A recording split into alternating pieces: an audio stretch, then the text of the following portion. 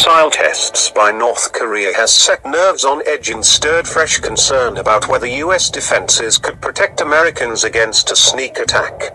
North Korea has detonated nuclear devices and is trying to develop long-range missiles capable of reaching the United States. The Pentagon has spent more than $40 billion on the ground-based mid-course defense system, GMD for short. It's designed specifically to thwart a nuclear strike by North Korea or Iran. Yet there are grave doubts about whether it's up to the task. Here is a look at the system's origins, how it's supposed to work and the technical problems that have bedeviled it. It's designed to defend the United States against a limited nuclear attack. That means a strike with a handful of missiles, as opposed to a massive assault of the kind that Russia or China could launch. The United States relies on deterrence, the threat of overwhelming retaliation, to prevent Russia or China from ever unleashing missiles against us. In the case of North Korea or Iran, we would rely on GMD to knock incoming warheads out of the sky. By intercepting incoming warheads in space, just as they're about to begin their re-entry into the atmosphere. That's the approximate mid-course point in a warhead's journey from launch pad to target. The GMD interceptors are 60-foot tall, 3-stage rockets. Each has a 5-foot, 150-pound kill vehicle at its tip. In the event of an attack, interceptors would be launched from their underground silos. Once in space, the kill vehicles would separate from their boost rockets and fly independently toward their targets, at speeds up to 4 miles per second. There are 37 operational interceptors, 4 at Vandenberg Air Force Base in Santa Barbara County, California, and 33 at Ft. Greely, Alaska. The kill vehicles carry no explosives.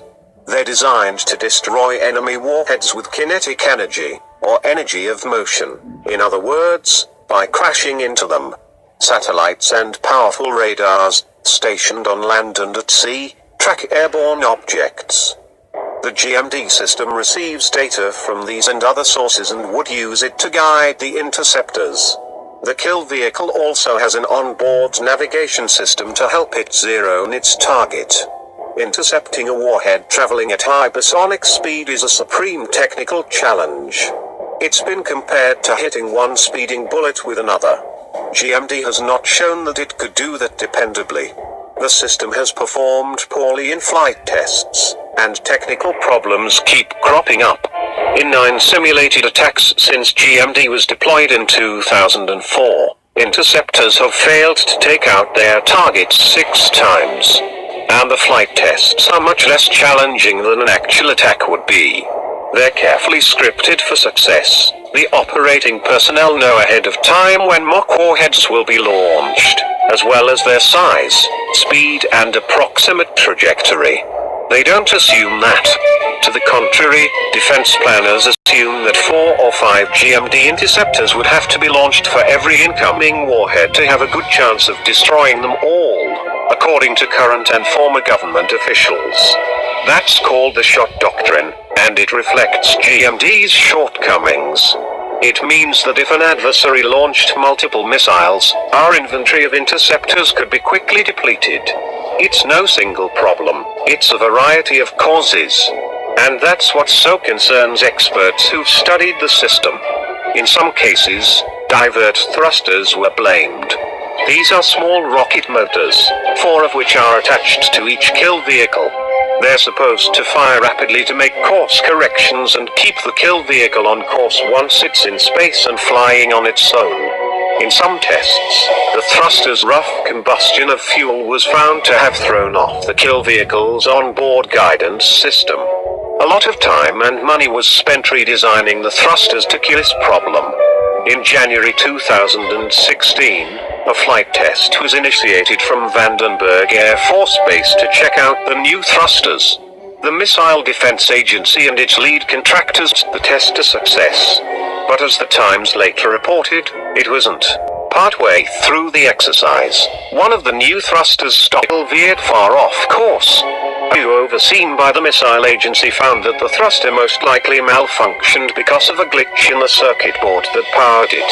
As the Times reported, circuit boards in most of the killed vehicles now in the GMD fleet are vulnerable to the same kind of mishap. Bottom line, the killed vehicles are tremendously complex machines. Each one has more than 1,000 components. And because of the speed with which they've been produced and deployed, no two are identical. American scientists have been working on missile defense technology for decades, with the aim of creating a reliable shield for the U.S. homeland.